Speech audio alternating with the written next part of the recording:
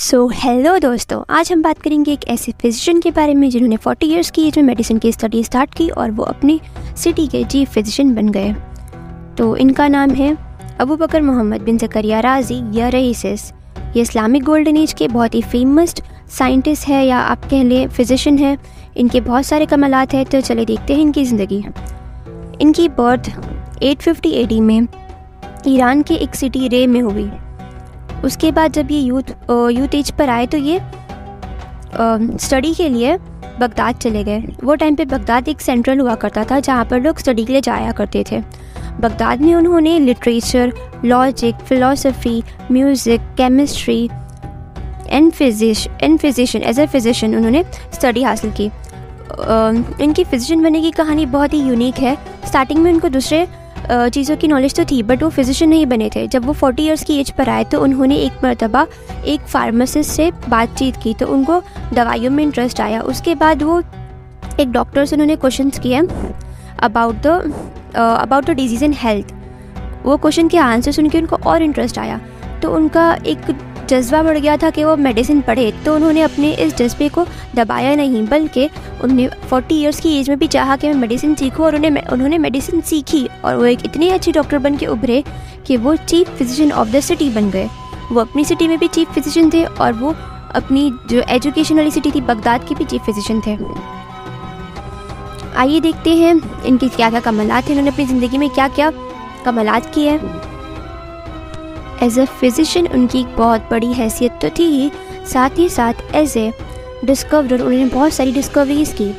वो टाइम पर small pox and measles को सेम समझा जाता था और स्मॉल पॉक्स और मीज़ल्स का बहुत ज़्यादा आउटब्रेक था। तो उन्होंने स्मॉल पॉक्स और मीज़ल्स पे रिसर्च की और बताया कि ये दोनों डिफरेंट डिजीज़ है, और उन्होंने इन्फेक्शियस डिजीज़ का कॉन्सेप्ट भी पेश किया कि स्मॉल पॉक्स और मीज़ल्स जो है वो हवा में मौजूद जरासीम के ज़रिए फैलते हैं। उन्होंने बताया कि इन्फेक्शियस डिजीज़ जो है वो इन्फेक्शियस एजेंट से फैलती है। उसके अलावा उनको माइक्रोब्स के बारे में भी अच्छा खासी चीज़ें मालूम थी। एक टाइम बगदाद का जो कैलिफ था उसने उन्हें कहा कि वो एक प्लेस सजेस्ट करे हॉस्पिटल बनाने के लिए। तो उन्होंने हर शहर के सिटी के हर कोने में मीट के बड़े बड़े पीसेस लटका दिए, और जिस कोने में मीट का पीस सबसे लेट प्यूट्रीफाइड हुआ वो कोना उन्होंने सजेस्ट किया कि वहाँ पर हॉस्पिटल बनाया जाए। इससे पता चलता है कि उनको इस बात का अंदाज़ा था कि प्यूट्रिफिकेशन में ह्यूमिडिटी और माइक्रोब्स का बहुत बड़ा रोल होता है, और सिटी के जिस जगह पर बहुत ही कम ह्यूमिडिटी थी और कम माइक्रोब से वहाँ पर उन्होंने हॉस्पिटल बनवाया।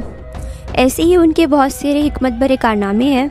उसके अलावा हम देखते हैं वो एज ए फाउंडर उन्होंने क्या क्या किया।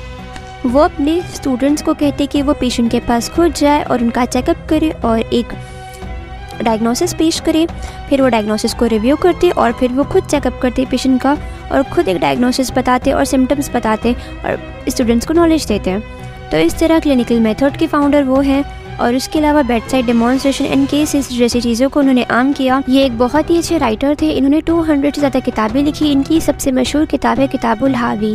इसे अल-हावी इसलिए कहा गया है कि ये मेडिकल के हर एक ब्रांच पर हावी है, और ये किताब उनके स्टूडेंट्स ने कंपाइल करके बनाई थी इनके मरने के बाद। उसके अलावा इसे मेडिकल इंसाइक्लोपीडिया भी कहा गया है। इनकी और एक किताब है किताबुल मंसूरी।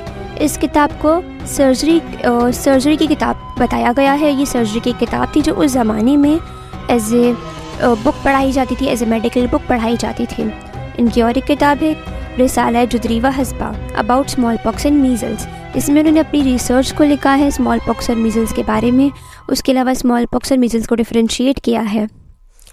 इन्होंने 73 साल की उम्र पाई और ये अपने नेटिव प्लेस आबाई शहर में आकर इनकी डेथ हुई। इनकी डेथ 923 AD में हुई। डेथ से पहले इनको ब्लाइंडनेस हो गई थी।